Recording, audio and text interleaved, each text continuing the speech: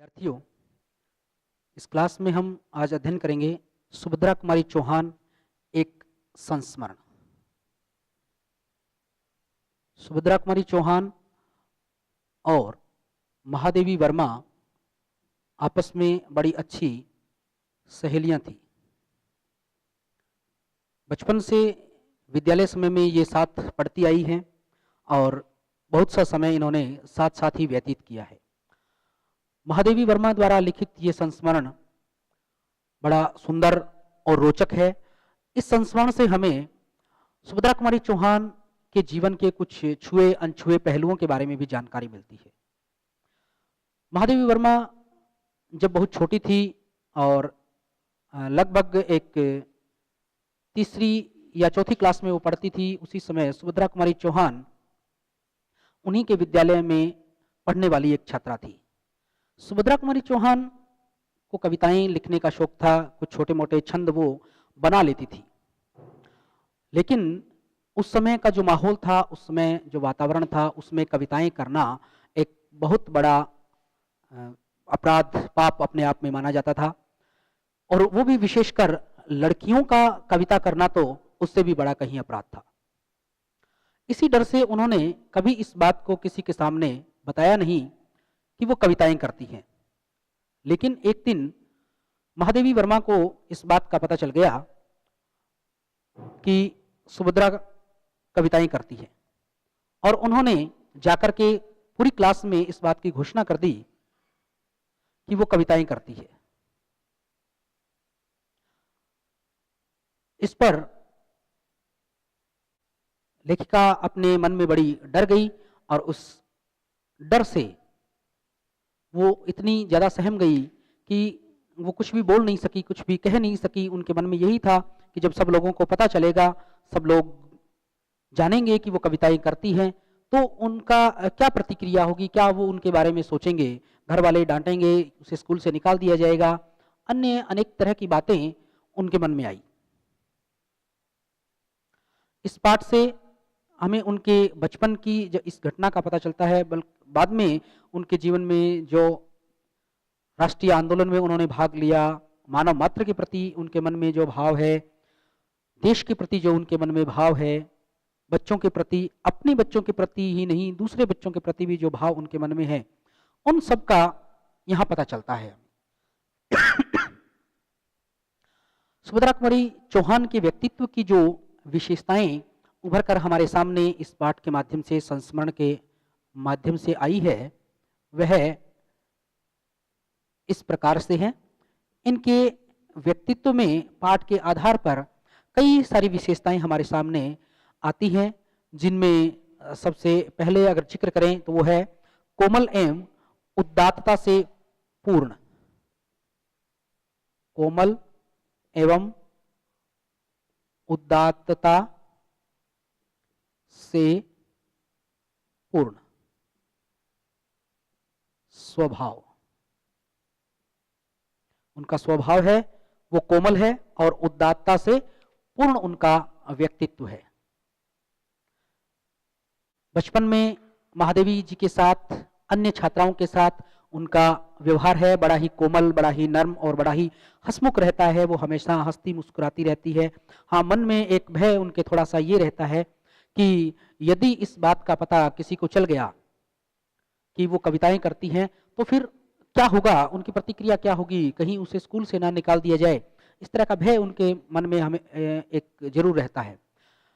बड़े होने पर भी अपने परिवार के प्रति, बच्चों के प्रति, पति के प्रति भी उनका जो व्यवहार है वो हमेशा कोमलता का ही रहता है। जेल यात्रा के दौरान जब वो देखती है कि एक उनकी सेविका जो सेवा करने के लिए रखी गई है, वो उनकी बच्ची के साथ हंसती है, खेलती है, तो उन्हें बड़ा आत्मसंतोष मिलता है। लेकिन जैसे वो ये देखती है कि एक दूसरी औरत जिसको उन्हीं के साथ उस बंदी गृह में रखा गया है, उसके बच्चे उसके साथ नहीं है, तो सुभद्रा जी का हृदय है वो द्रवित हो जाता है। और उसी द्रवित हृदय से उन्होंने उनके बच्चों के लिए खाना, कुछ कपड़े ये देने की मनसा बनाई। और जब वो जेल से बाहर थी, वो घटना भी उनको याद आई कि 3 बच्चे गाते हुए उनके घर के सामने आए और उनके बच्चों ने बहुत सा खाना और कपड़े उन बच्चों को दिए थे। यहाँ सुभद्रा जी का मन है कोमलता से, उदारता से भरा हुआ लगता है। दूसरे इनकी व्यक्तित्व की विशेषता है लक्ष्य पथ पर अडिग। लक्ष्य पथ पर अडिग।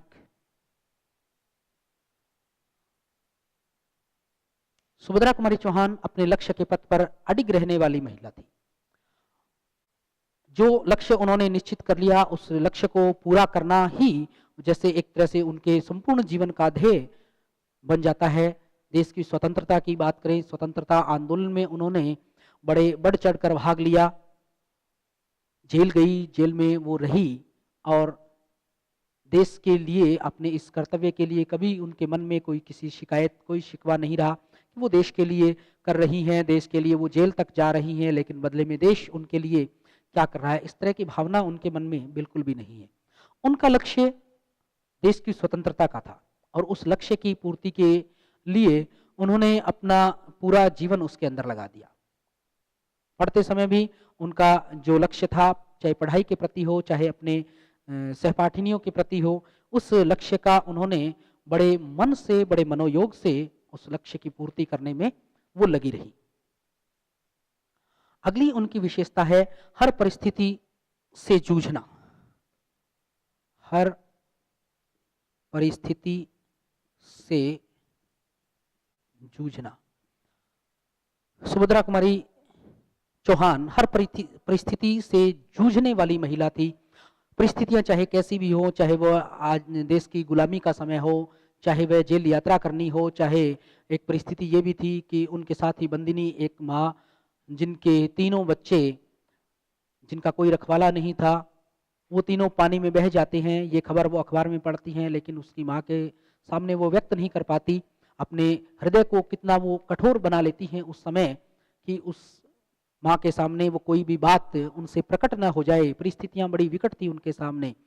स्वतंत्रता आंदोलन में भी परिस्थितियां विकट थी। स्वयं के 3 बच्चे थे, बच्चों की संभाल करने वाला कोई नहीं था, लेकिन फिर भी उन्होंने अपने कर्तव्य का ध्यान रखा और परिस्थितियों से मुकाबला करते हुए जेल यात्रा उन्हें करनी पड़ी, वो जेल में भी चली गई। तो हर परिस्थितियों से जूझने वाली महिला। बचपन में जब लेखिका ने ये घोषणा कर दी कि ये तो कविताएं करती है, कविताएं लिखती है, तो इस घोषणा, इस परिस्थिति का कि अब क्या होगा, क्या किया जाए, लोग क्या सोचेंगे, सहपाठी क्या सोचेंगे, अध्यापक क्या सोचेंगे, तो उन परिस्थिति का भी डटकर मुकाबला उन्होंने किया।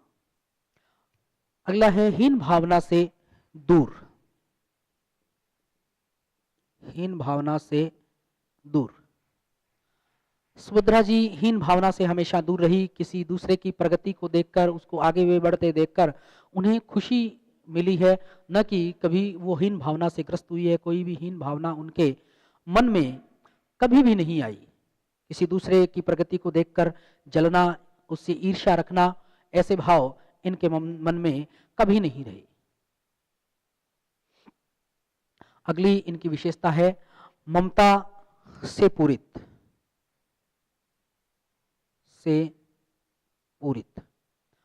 महादेवी वर्मा की साथी, उनकी सहपाठी रही सुभद्रा जी, ममता से भी पूर्ण रही है। इनके स्वयं के 3 बच्चे थे और बच्चों से ये बड़ा प्रेम करती थी। उनकी हर इच्छा जो पूरी करने योग्य थी उसे वो पूरा करने का पूरा प्रयास करती थी। और इसी तरह से एक जो गा बजाकर मांगने वाले जो बच्चे थे, उनके प्रति इनके बच्चों के मन में जो दया भाव था, उससे ये बड़ी आनंदित हो रही थी, आनंदित हुई भी थी। और बच्चों के कहने पर ही बहुत सा खाना, बहुत से कपड़े उन छोटे छोटे बच्चों को इन्होंने दे दिए थे। तो उन बच्चों के प्रति, अपने बच्चों के प्रति नहीं बल्कि दूसरे बच्चों के प्रति भी इनके मन में अथाह प्रेम था। इस बात का इनके इस कार्य से पता चलता है। अगली इनकी विशेषता है स्वतंत्रता की पक्षधर। स्वतंत्रता की पक्षधर। सुभद्रा कुमारी चौहान स्वतंत्रता की पक्षधर थी। हमेशा स्वतंत्रता चाहने वाली थी। देश की स्वतंत्रता के लिए उन्होंने अपना जीवन का बहुत बड़ा भाग उसके लिए न्यौछावर कर दिया। गांधी जी के आह्वान पर जब देश के लिए जेल भरो आंदोलन शुरू हुआ, अनेक आंदोलनों में जब लोगों को गिरफ्तार किया जा रहा था, तो इन्होंने भी अपनी गिरफ्तारी दी और देश के प्रति जो इनका कर्तव्य था उसको पूरा करने की इन्होंने कोशिश की। स्वतंत्रता ये चाहती थी और स्वतंत्रता के लिए ही इन्होंने जेल यात्रा की। अपने बच्चों को पति के भरोसे छोड़ा, अपनी गिरफ्तारी दी, जेल में गई। तो इससे स्वतंत्रता के पक्षधर होने का पता चलता है। अगली इनकी विशेषता है मौलिक प्रतिभा। मौलिक प्रतिभा। कवित्री सुभद्रा कुमारी चौहान में मौलिक प्रतिभा थी। वो नकल करने की हिमायती नहीं है, बल्कि उनमें स्वयं में ये प्रकृति प्रदत्त गुण है कि उनमें मौलिकता है। जो कुछ भी उन्होंने कार्य किए वो मौलिक कार्य हैं। रचना के क्षेत्र में उन्होंने कई कविताएं एवं दूसरा गद्य लिखा है, तो उन सब में इनमें मौलिकता झलकती है, वो मौलिकता दिखाई देती है कि इनका कार्य है, रचनात्मक कार्य है, वो मौलिक है। उसमें नकल दूसरों का दिखा करके किया हुआ कार्य नहीं है। तो विद्यार्थियों, ये तो था सुभद्रा कुमारी चौहान का एक संस्मरण महादेवी वर्मा के द्वारा लिखा हुआ। इसके बाद आज की इस क्लास में हम एक और इसी तरह के संस्मरणात्मक रेखाचित्र का अध्ययन करेंगे। साधना के कवि। साधना के कवि जिसके लेखक हैं जैनेन्द्र कुमार, जिन्होंने अपने ये रचना गुप्त जी के चरित्र के आधार पर लिखी है। युवावस्था में जैनेन्द्र गुप्त जी के गांव गए थे उनसे मिलने, और जो एक छवि इनके मन में अंकित थी गुप्त जी की, जब इन्होंने पहली बार गुप्त जी को देखा तो वह छवि एकदम उसके विपरीत छवि थी। काफी उम्रदराज इनको लग रहे थे। बाहर के जो अहाता था घर का, उसी में एक झूले पर कभी बैठे हुए थे, एक गंदी सी बनियान पहने हुए थे, धोती बांधे हुए थे, सर पे टोपी थी। ऐसी स्थिति में लेखक ने कवि को देखा था और उनको देख करके उन्हें लगा नहीं कि जिस कवि की कल्पना उन्होंने की थी ये वैसे ही है, लेकिन उनके व्यवहार में बड़ी आत्मीयता थी। जब घर में सब लोगों को पता चला कि इस तरह से कोई युवक शहर से इनको मिलने आया है, तो घर में बड़ा खुशी का माहौल छा गया। सबने बड़ी खुशी से लेखक का स्वागत किया और बड़े करीब से लेखक को गुप्त जी को देखने का अवसर मिला। उन्होंने इनके व्यक्तित्व को देखा, परखा, उनको समझने की कोशिश की, उनके लेखन को समझने की कोशिश की और उनके व्यक्तित्व की कुछ विशेषताओं को इन्होंने अपने इस लेखन में, साधना के कवि इस संस्मरण में, रेखाचित्र में इन्होंने स्थान भी दिया है, उसे बताया भी है। तो गुप्त जी की जो चारित्रिक विशेषताएं इस पाठ के आधार पर हमारे सामने आती है वो कुछ इस तरह से है।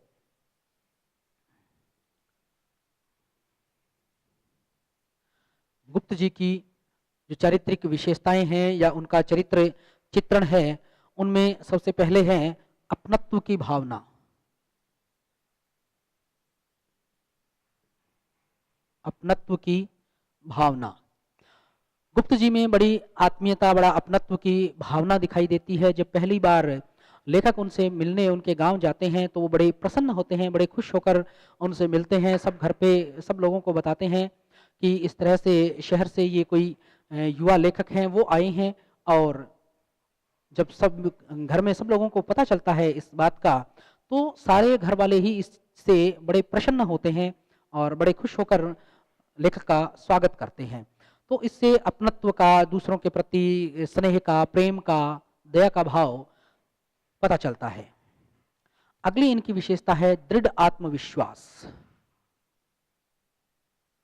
दृढ़ आत्मविश्वास।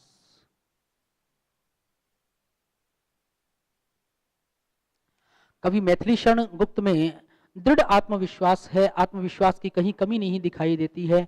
वो जब उम्र दराज हो जाते हैं, लेखक जिस समय उनसे मिलने जाते हैं तो उनकी जो आयु है वो बहुत ज़्यादा होती है, वयोवृद्ध हो रहे हैं कवि, उस समय की ये बात है। और इस समय भी उनमें बड़ा आत्मविश्वास झलकता है। आत्मविश्वास उनके चेहरे से ही पता चलता है कि उनमें कितना आत्मविश्वास है। इस आत्मविश्वास का एक दूसरा ये है कि जो वो मन में ठान लेते हैं उसे पूरा करते हैं। भारतीय मूल्यों के वो बड़े हिमायती हैं। बड़े बुजुर्गों का सम्मान करने का वो बड़े हिमायती हैं। जितने भी नैतिक और सामाजिक मूल्य हैं उनके पक्षधर हैं, और उन मूल्यों के लिए कुछ भी अगर उनको करना पड़े, किसी को डांटना भी पड़े, तो उसके लिए भी वो तैयार रहते हैं। बड़े दृढ़ विश्वास है उनको अपने आप पर, इन मूल्यों पर, इन चीज़ों पर। अगली उनकी विशेषता है वो है कर्तव्य भावना व साहस। कर्तव्य भावना व साहस। कवि मैथिली शरण गुप्त में कर्तव्य भावना दिखाई देती है। मूल्यों की बात हमने की, तो मूल्यों के प्रति वो अपने कर्तव्य को समझते हैं। भारतीय सभ्यता, संस्कृति, राष्ट्रभाषा, इसके बारे में उनका जो कर्तव्य है उस कर्तव्य को वो बखूबी समझते हैं। मूल्यों की बात करें तो मूल्यों की अवहेलना अगर कोई करता हुआ इन्हें नजर आता है, कोई भी लगता है जो व्यक्ति अपने सामाजिक और नैतिक कर्तव्यों का निर्वहन नहीं कर रहा है, उन मूल्यों की अवहेलना कर रहा है, वहीं वह उसे टोकने से, उस पर क्रोध करने से नहीं चूकते हैं। ये इस बात के पक्के हिमायती हैं कि लोगों को अपने मूल्यों की, अपने सामाजिकता की, रीति रिवाजों की, परंपराओं की, अपनी संस्कृति और सभ्यता की रक्षा करना और उसे आगे बढ़ाना चाहिए। अगली इनकी विशेषता है कर्तव्य निष्ठा।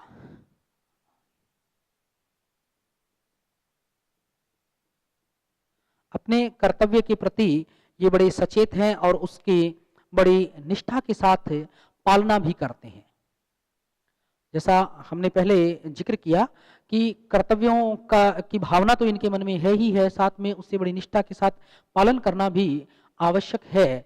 तो वो पालन करने की भावना भी इनके मन में है, केवल कर्तव्यों का भान ही इन्हें नहीं है, वो उन्हें पूरा भी करना चाहते हैं। अपने से बड़े बुजुर्गों का सम्मान करना, आदर देना उन्हें, और समाज में लोगों के प्रति जो व्यवहार है वो कैसा होना चाहिए, भारतीयता जो सभ्यता संस्कृति है उसके प्रति कैसा भाव होना चाहिए, वो सब इनके स्वभाव से झलकता है। वो कर्तव्य निष्ठा जो है, सुबह उठकर वंदना करना, बड़े बुजुर्गों का आशीर्वाद लेना, अपने छोटों के प्रति स्नेह रखना, उन्हें आशीर्वाद देना, उन्हें हर सही और गलत की पहचान करवाना, हर बात पे उन्हें बताते रहना कि कहाँ वो सही है, क्या उन्हें नहीं करना चाहिए। तो ये अपने कर्तव्य का निर्वहन वो हमेशा ही करते हुए दिखाई देते हैं। अगली उनकी विशेषता है सादगी। सादगी कवि मैथिली शरण गुप्त की व्यक्तित्व की एक अपनी विशेषता है कि वो बड़े सादे व्यक्ति है, सादा जीवन, उच्च विचार को रखने वाले व्यक्ति हैं। वो हमेशा साधारण से साधारण तरीके से रहते हैं। जब लेखक ने उनको पहली बार देखा तो वो एक झूले पर एक गंदी सी बनियान और धोती में बैठे हुए उनको मिले, अर्थात उन्हें ज़्यादा सौंदर्य या फैशन की कोई आवश्यकता नहीं, बल्कि उनका जीवन बड़ा साधारण सा है। और जैसे गांव देहातों में लोग जैसा जीवन यापन करते हैं वैसा ही जीवन वो यापन कर रहे थे। आधुनिकता के उपकरण, आधुनिकता के साधनों की आवश्यकता उनको नहीं है, और ना ही उन्होंने उन चीज़ों को अपनाया है। अगली उनकी विशेषता है संगीत प्रेम।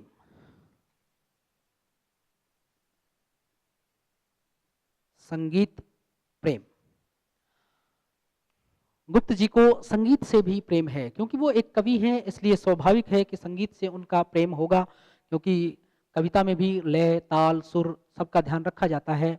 और जब पहली बार लेखक उनके पास गए, उनको देखा, मिले उनसे, तो वो कोई कविता है वो गुनगुना रहे थे। इसी तरह से भजनों को भी गाना, भजन सुनना उन्हें बेहद पसंद था।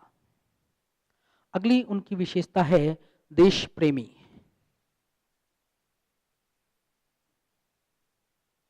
मैथिली शरण गुप्त को राष्ट्रकवि की उपाधि प्राप्त है। भारत भारती जैसी काव्य की रचना करके उन्होंने इस राष्ट्रकवि के सम्मान को प्राप्त किया। दूसरे जितने भी उनके काव्य है उसमें इनकी ओजस्वी वाणी हमें सुनाई देती है, और इस ओजस्वी वाणी में हमें ये पता चलता है कि देश प्रेम इनके लिए क्या मायने रखता है, देश प्रेम ये कितना है इनके मन में, क्योंकि भारतीयों को जगाने के लिए, भारत के गौरवशाली अतीत का बखान करने में यही इन्होंने कहीं कोई कसर नहीं छोड़ी है। भारतीयों के आत्मसम्मान को जगाने के लिए, आत्मगौरव को जगाने के लिए, उनके सोए हुए स्वाभिमान को जगाने के लिए इन्होंने अपने काव्य के माध्यम से भरसक प्रयास किया है। तो विद्यार्थियों, ये तो थे साधना के कवि मैथिलीशरण गुप्त, उनका एक संस्मरणात्मक रेखा चित्र, उनके व्यक्तित्व की विशेषताएं। उसके बाद हम अध्ययन करेंगे एक एकांकी जिसका नाम है राखी, जिसके लेखक हैं हरिकृष्ण प्रेमी। लेखक ने राखी एकांकी के माध्यम से यह दिखाना चाहा है कि चाहे हिंदू है चाहे मुसलमान है, जो मानव धर्म है वो सर्वोपरि है। हिंदू, मुस्लिम या अन्य अन्य कोई धर्म है वो बड़े नहीं है, बल्कि मानवता का जो धर्म है, आपसी प्रेम का, सद्भाव का, भाईचारे का जो धर्म है वो सबसे बड़ा है। राखी एकांकी एक ऐतिहासिक पृष्ठभूमि पर लिखी गई एकांकी है, जिसमें मेवाड़ की महारानी कर्णावती, उस पर जब एक मुस्लिम शासक आक्रमण करता है, मालवा का शासक, तो वह दिल्ली के बादशाह हुमायूं को राखी भेजती है और सहायता के लिए कहती है। अर्थात वो हुमायूं को अपना भाई बना लेती है और उससे सहायता के लिए कहती है कि वो इस विकट परिस्थिति में उसका साथ दे और उसकी रक्षा करे। और राखी एक ऐसा त्यौहार है जिसमें राखी जब बांध ली जाती है, राखी जब मिल जाती है, तो भाई है अपनी बहन को ये वचन देता है कि चाहे कुछ भी हो जाए, कैसी भी परिस्थिति हो, वह अपनी बहन की रक्षा अवश्य करेगा। जब भी उस पर संकट आएगा वह उसका साथ देगा। और ऐसी ही कुछ परिस्थिति इस एकांकी में हुमायूं के सामने आ जाती है कि उसे अपनी बहन का साथ देना है, लेकिन उसके ही कुछ सैनिक है, पदाधिकारी है, वो इस बात का विरोध करते हैं कि वो एक विधर्मी है, दूसरी धर्म को मानने वाली महिला है, आप उसे बहन कैसे बना सकते हो और उसकी रक्षा कैसे कर सकते हो, जबकि जो आक्रमण करने वाला है वह तो उन्हीं के धर्म का है।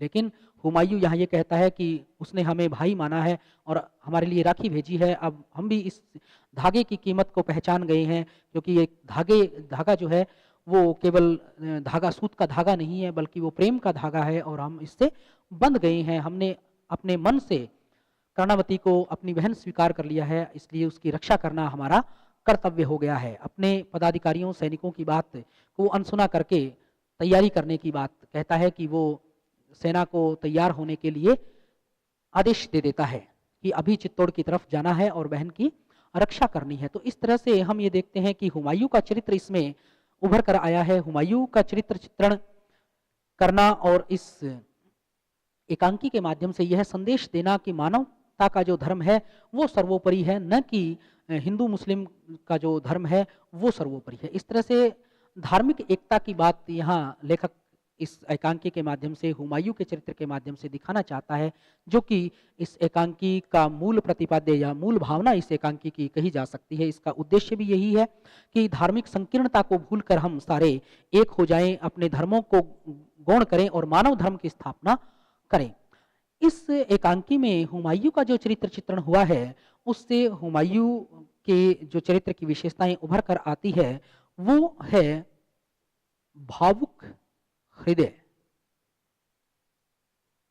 हुमायूं का जो चरित्र चित्रण है उससे ये पता चलता है कि वो भावुक हृदय है। हुमायूं के बारे में जितना भी इस एकांकी में आया है उससे हम ये देखते हैं कि जैसे ही कर्णावती का संदेश और राखी हुमायूं को मिलती है, वह बड़ा भावुक हो जाता है, उसका हृदय द्रवित हो जाता है और वह तत्काल इस बात के लिए तैयार हो जाता है कि उसे तुरंत ही अपनी सेना के साथ चित्तौड़ के लिए कूच करना है। और इस पर वो बिना ज़्यादा समय गवाए जाने के लिए तैयारी करता है। वह बड़ा भावुक हो जाता है कि एक किसी हिंदू स्त्री ने उन्हें भाई कहकर संबोधित किया है और उनसे अपनी रक्षा का आह्वान किया है, रक्षा के लिए उनसे कहा है। तो इस तरह से भावुकता उनकी एकांकी में नजर आती है। दूसरा है उदार हृदय। उदार हृदय एकांकी को पढ़ने से हमें ज्ञात होता है कि हुमायूं उदार हृदय भी था, क्योंकि उनके सैनिकों और दूसरे जो पदाधिकारी हैं उनके द्वारा मना करने के बाद, उनके ये कहने पर कि एक विधर्मी के लिए युद्ध लड़ना चाहते हो, अपने धर्म वाले को छोड़कर अपने धर्म वाले के खिलाफ ही तुम युद्ध लड़ोगे, तो भी उन्होंने इस बात को स्वीकार नहीं किया कि जो धर्म है वो बड़ा है या जो कर्णावती है वो विधर्मी है। वो ये कहते हैं कि कोई भी धर्म है वो मानवता से बड़ा नहीं है, और कर्णावती ने उन्हें अपना भाई माना है, इसलिए वो अपने ही धर्म वाले के खिलाफ भी जा सकते हैं, क्योंकि उनके धर्म वाला जो है मुस्लिम होते हुए भी मानवता की रक्षा नहीं कर रहा है, बल्कि मानवता को नष्ट करने पर तुला हुआ है। इससे हुमायूं की उदारता का पता चलता है। मानवता प्रेमी, अगली उसकी चरित्र की विशेषता है मानवता प्रेमी। हुमायूं मानवता का प्रेमी है, मानवता से उसे प्रेम है। जब वो ये देखता है कि मालवा और गुजरात का जो शासक है, सुल्तान है, वह हमला कर रहा है चित्तौड़ के ऊपर, चित्तौड़ में जो युद्ध होगा उसमें हजारों नर नारी मारे जाएंगे, बहुत सी औरतें हैं वो विधवा हो जाएंगी, बहुत से बच्चे अनाथ हो जाएंगे, बहुत से सैनिक है वो अपंग हो जाएंगे, और इससे किसी को कोई फायदा नहीं होगा बल्कि नुकसान ही होगा, क्योंकि मानवता नष्ट होगी और एक क्रूर मानवता, क्रूर व्यक्ति का चेहरा सामने आएगा। तो इसलिए जब कर्णावती ने राखी भेजी तो उसका हृदय द्रवित हो गया और उसने तुरंत उसी समय उसकी रक्षा करने का निश्चय किया, क्योंकि इससे मानवता के जो संहार को रोका जा सकता था, और मानवता के प्रति उसके हृदय में प्रेम था, इसीलिए उसने ये इस प्रकार का निर्णय लिया। अगली उसकी विशेषता है सांप्रदायिक सद्भाव का इच्छुक। सांप्रदायिक सद्भाव का इच्छुक हुमायूं है, सांप्रदायिक सद्भाव का इच्छुक है। जब उसके सेनापति और दूसरे व्यक्तियों ने यह कहकर मना कर दिया कि एक विधर्मी के लिए आप युद्ध लड़ रहे हो, उससे हमें क्या लाभ होगा, हम अपने ही धर्म वाले के खिलाफ कैसे जा सकते हैं, तो उन्होंने कहा कि धर्म कोई भी बड़ा नहीं है बल्कि बड़ी मानवता है। तो इससे ये पता चलता है कि हुमायूं है वो चाहता है कि सभी धर्मों के बीच सौहार्द हो, सभी मिलजुल कर रहें, सभी एक धर्म की तरह, एक परिवार की तरह इस देश में निवास करें। कोई भी धर्म है वो श्रेष्ठ नहीं है, बल्कि मानवता की रक्षा के लिए सभी को काम करना चाहिए। तो मानव के प्रति सांप्रदायिक सद्भाव की भावना उसके मन में हमें दिखाई देती है। संकल्प निष्ठा, पांचवी विशेषता है संकल्प निष्ठा।